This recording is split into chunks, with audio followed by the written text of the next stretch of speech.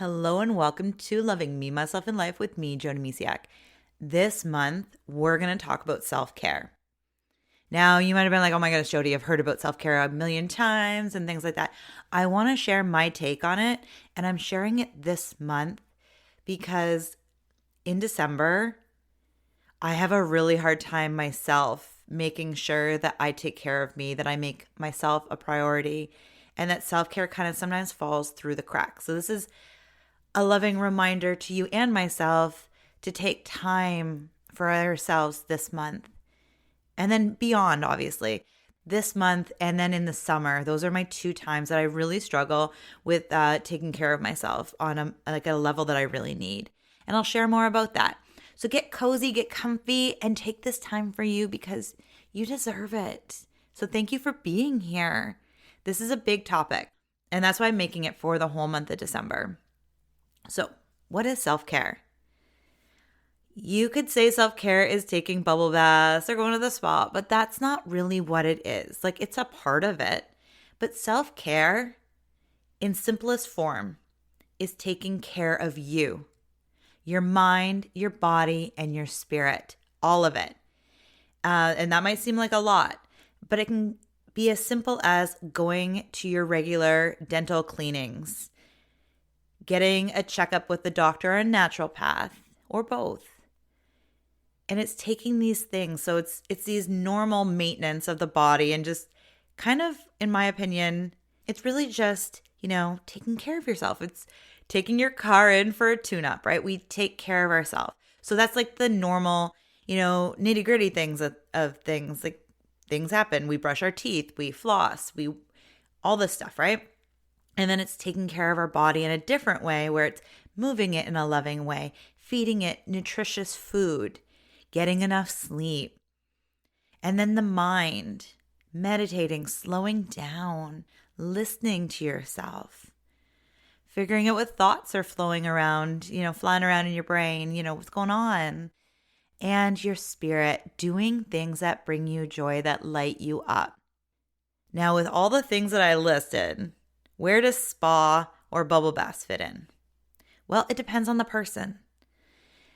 The spa, for me, is a place to hear my own thoughts. So when my children were young, really young and babies, I would go to the spa and I'd pamper myself. I'd get outside of the house. And now they're older and they get outside of the house and I have some me time. So my self-care looks much different than it did a decade ago. And that's okay because we change and we grow and we need different things. Now for bubble baths, that can be a meditative thing. It can be a relaxing thing. It can be great for your body.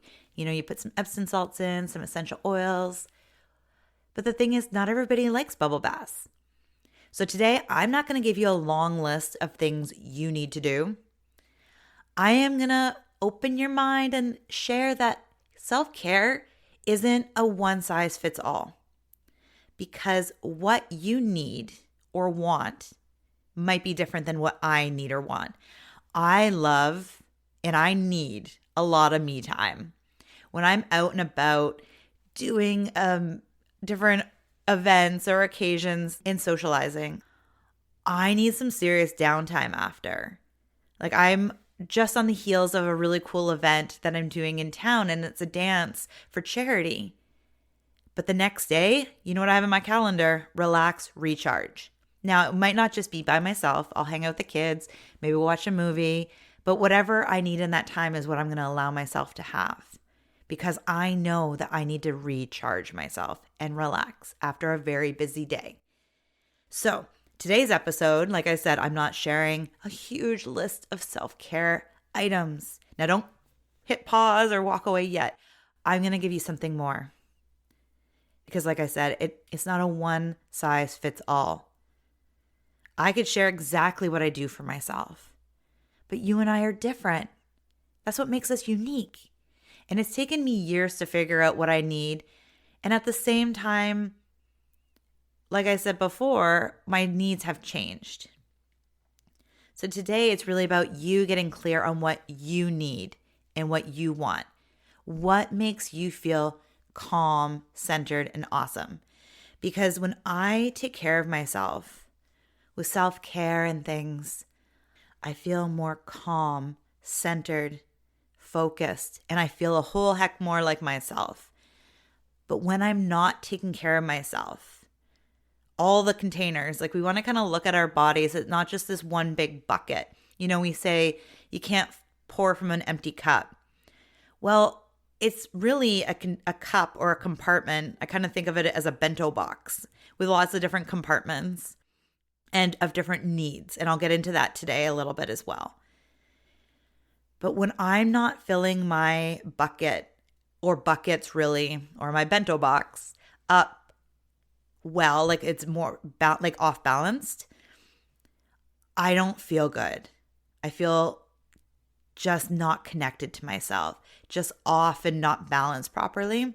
I get a little, snippy at people, or even worse, ask my husband, and I just don't feel right. But when there's this balance, and like I said, I'm going to share that with you very soon, but it's more than just bubble baths, the spa, painting your nails. Like those are all amazing things.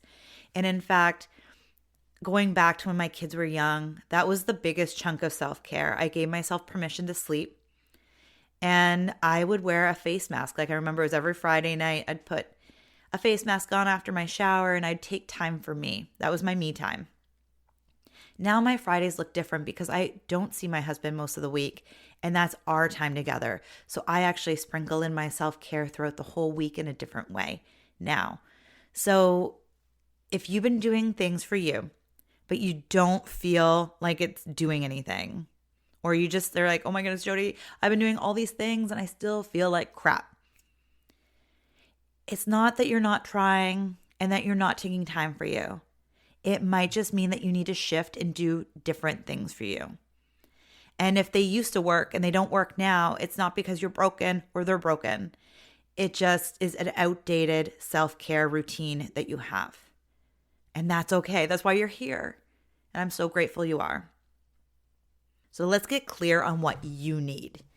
And before we do that, I really want to talk into the different buckets per se, or buckets seem a little not as attractive or romantic. And this is self-care. We want to be taking care of ourselves. But like these vessels or vases or vases, whichever way you pronounce it. And it's really just important that we take care of our needs. And that's what self-care is. So we got like the boring stuff, the things that are hopefully just in the calendar. I always love booking my dentist appointment right when I have the last appointment right there in their office. So then it's just in my calendar and I do it again. And it's just those things that we take care of. So we've all heard the saying, self-care is not selfish, it's essential. I've also mentioned that you can't pour from an empty cup. Take care of yourself first. But what exactly does that mean? Like it can get lost. And like I said, you could be doing a million different things for you, but you're still not feeling good. And I did mention that I was doing a lot of pampering, face masks and stuff when my kids were young. And I did a lot of that because in my mind, that's what self-care was. I was taking care of myself. And then I investigated that because I wasn't feeling centered enough or like at all. Like it felt good for the 5 minutes that I wore a mask and I was like, woohoo, I'm doing something for me. And then it would fade. But the thing is, I realized that we have way more areas of our life that need taken care of. Like I said, mind, body, spirit. And that doesn't all cover with a face mask or pampering. It definitely fills up a little bit, right? But it doesn't take care of everything. And that's when I discovered that there's really, there's probably more, but I'm going to break it down into 8 different sections. I actually have this beautiful activity sheet that's absolutely free on my website under Toolbox of Goodies. And it has this beautiful tree on it because like self-care, we kind of have different branches, different areas. So I want to go through those. I'm going to try and go fairly quickly, but this is super important. I think it will lay all the groundwork, so I'm not going to rush through it. But let's try and I'll try not to go off too topic because I like to chat. So sometimes I go a little off topic. So, areas of self-care. And there's 8, like I said. So the first one is emotional. So things you can do to fill up your emotional cup or take care of yourself on that level is read something inspiring, journal, have affirmations, do something just because it makes you happy, like listening to music, dancing, going for a walk, having a good cry, and breathing exercises. I also use EFT, or also known as tapping. Emotional freedom technique is what it stands for, the whole thing. And that's what I use a lot for emotions too. If I have some stuff that's like, what is going on? I use tapping as well. So it's taking care of your emotional needs. Now, this could go dive deeper. Like, why do I keep getting triggered? Like, we can keep unpacking this. It's why am I getting triggered? Why, I'm emotional. So for me, I had some serious emotions going on when my body wasn't in a healthy place. So it's not even just emotional. It can be tied to different areas of our self-care as well. And it's understanding that. So my hormones were off the charts, and it's figuring out what can I do to lovingly guide my hormones into a beautiful, loving path instead of going down a cliff. So emotional things that you can do. So just filling up these areas in your life. So I love reading inspirational or motivational books. They keep me grounded and focused on the positive usually, and they usually teach me something. But all in the same time, it helps me remember that I am awesome, because sometimes I forget too. So it's having these things. Okay, so the next one is mental. So we have emotional, but now we have like the mental things, like keeping our brains like going and, challenging them at times. You can read something, learn something new, changing up your routine. We can get caught in a rut of things, and it can even be taking a different route home, just switching it up and seeing things in it from a different perspective. Unplugging. You would have heard me mention this a million times if you've been listening at all, because I'm a huge fan of unplugging. We can really get mentally exhausted from being on social media, checking our emails, our phone, all the things, all the time. So just taking an hour, a day, a week, whatever you need or feels right to you. I have my phone on silent like 99% of the time, and notifications are all turned off because they drive me bananas. But that's me. So what do you need? Really check in with that. Like if you feel drained after being on social media, maybe limit your time on social media. Give it an hour. Like, hey, I'm going to scroll social media in this hour only, or whatever feels right to you. And another big one is learning to say no. So we can be mentally exhausted from taking care of everybody and everything and constantly just showing up for everybody but ourselves. And then we're going back to tapping again, where tapping also helps relieve mental exhaustion and overwhelm and all those things as well. Some of these things, if you notice, will follow into different branches or buckets, whatever you want to call it. And so they kind of overlap, just like a tree, branches overlap and things like that as well. Okay, so we're on to number 3, which is physical. And now, like I said, this is actually, you can get this whole thing on my website for free at jodymisiak.com. You can instantly download it, and it's under the toolbox of goodies. Again, so I'm literally reading in order what it is. And then if you don't write it all down or you forget, I have a complete activity sheet just for you. And then you can fill in your own needs in there as well. Okay, so let's get back to physical. Well, most of us know it's things like moving your body in a loving way. So you can go for a walk, yoga, go to bed early, get some good sleep, nap, feed your body soulful foods, pamper yourself. That's where the spa and face masks come in, right? It's physical, taking care of your skin. This is also where being mindful of products that you use. I use a lot of natural products. I think it really happened when I became a mom. I was really mindful of what I was putting on myself and the kids and everything like that. So that even falls into that category, taking care of yourself physically. And that's going to the dentist and all those other things that happen in life as well. Get out in nature and taking a deep breath in, because stress can actually be hard on our physical body as well. Okay, so hopefully that's fairly self-explanatory, that one, but it's taking care of your body physically. Now, this one is a hard one. Like, I've struggled with this one myself, is pleasure. So it's going on a holiday, daydream, go on a wine tasting tour, do something you love, not because you have to, just because you want to. So it's really just taking time for you, going to the beach. That was a hard one. Like, I get busy and I forget. I'm like, oh my goodness, I haven't seen the water for a while, or I haven't been down to the beach for a while. And it's doing things that bring you joy, bring fun into your world. So it's doing it just because you want to. And that can be reading a good book, watching a movie. Those things can happen in there too. So the next one is spiritual.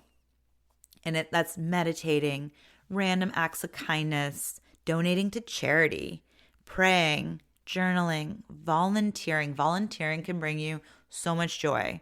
I know when I was in a really dark place, that is what I did. And it feels so good to give when you really feel like you don't have anything to give. Giving your time and your love, it can be really rewarding for the person receiving your love. And it comes back to you as well. So sometimes volunteering can fill you up in such great, beautiful ways. And then another thing is reading. You can read different passages, affirmations. There's so many books out there that can really help you reconnect spiritually.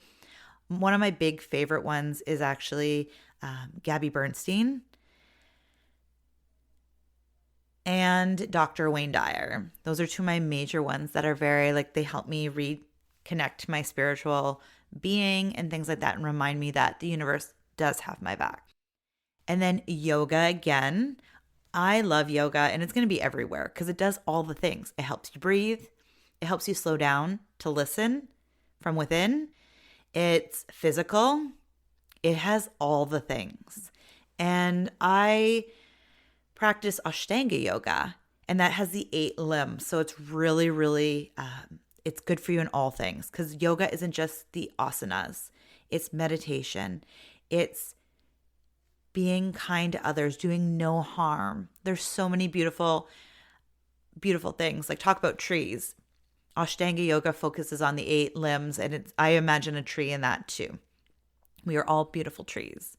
So it's those things. So yoga, again, that can fill you up in so many beautiful ways if that's something that brings you joy or feels right to you. That has been the biggest thing on my own self-love journey. And also self-love practice. So reconnecting to yourself can be very spiritual, where you can figure out what are my values? What are my personal values? What does it mean for me to be spiritual? What does that look like to you? No one else needs to tell you what that looks like but you. And it's really just rediscovering who you are, what you want out of life, and just really how do you connect to this world. It's this really beautiful place to discover. So self-love practice really falls into that area. Now, on to something cool is sensory. That's listening to music that calms you or pumps you up and motivates you. The getting away from the noise, slowing down. I didn't even realize how much noise was bothering me when we lived in the city in Ontario till much later. I couldn't sleep in the winter because of a snowplow that kept going near our house and dropping their blades right by our bedroom. And I couldn't sleep. And I was like, oh my goodness, I was going crazy. I could hear the highway from our house, the sirens going on all the time. And the moment we moved to the coast, I had the best night's sleep ever. So sometimes we don't even notice or understand what we need until we get it. So sometimes it's playing around with this and seeing like, "Oh, do I like this? Do I like that?" Think of it as a grand adventure, a self-care adventure. You can write down different things that you want to do, or, like maybe you had some aha moments throughout this podcast. Write them down.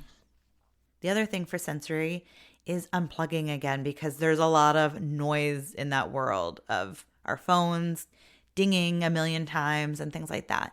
So that can be a lot depending on who you are. It's a lot for me anyways. You can go out and look at the stars, get out in nature again. There's so much things that are sensory out there. Watch the sunset or rise. And essential oils are also a great way for your senses.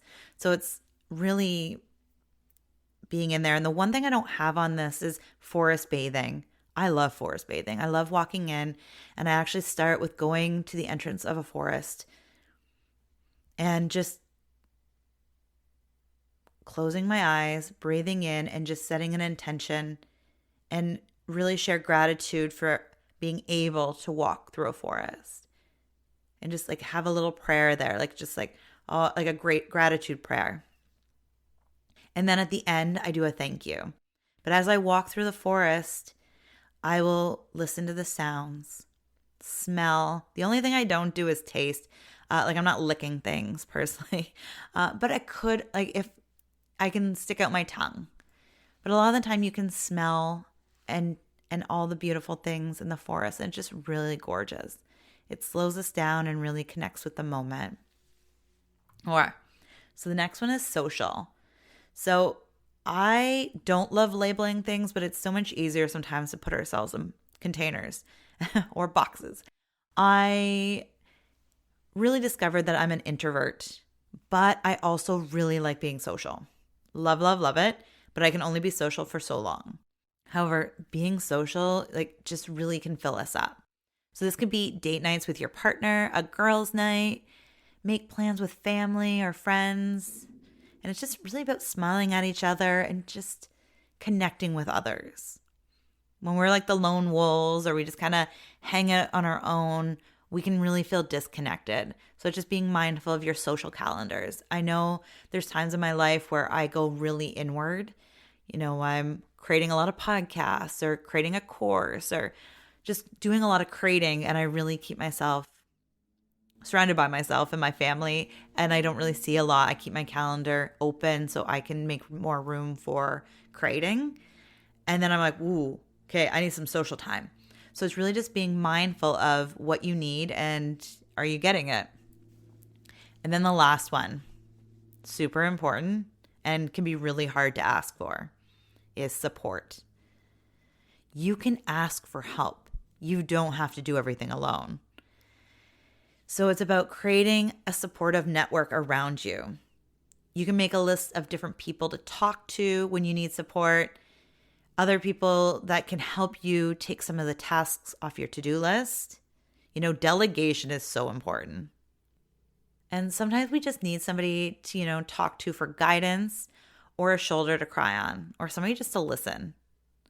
It actually took my husband a while to realize that when I'm venting, I don't need problem solving. I just need to mind dump. I just need to share and get it out so it's not in my body.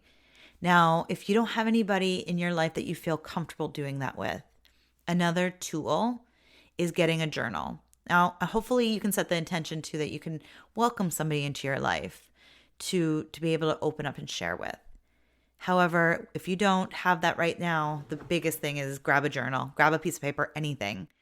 And you can get those emotions, those frustrations, whatever it is, out on the paper. I hope this has helped. And like I said, I have this activity sheet absolutely free on my website, and it breaks down the 8 different areas of self-care. And you can write down what you need under each. And maybe you don't know yet, but you can put some ideas, and it's really fun.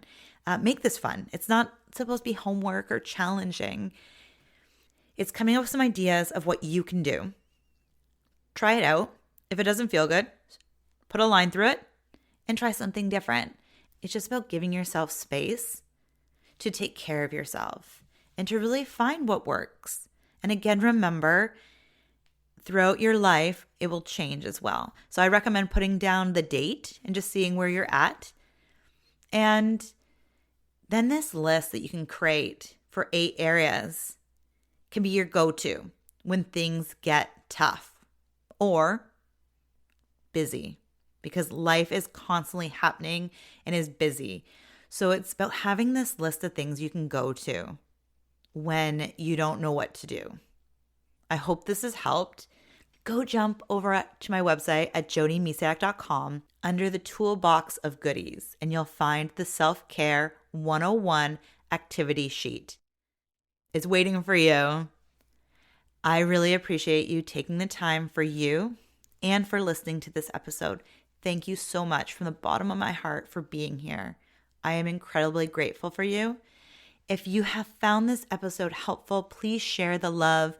Share it with others that might need a little extra self-care in their life.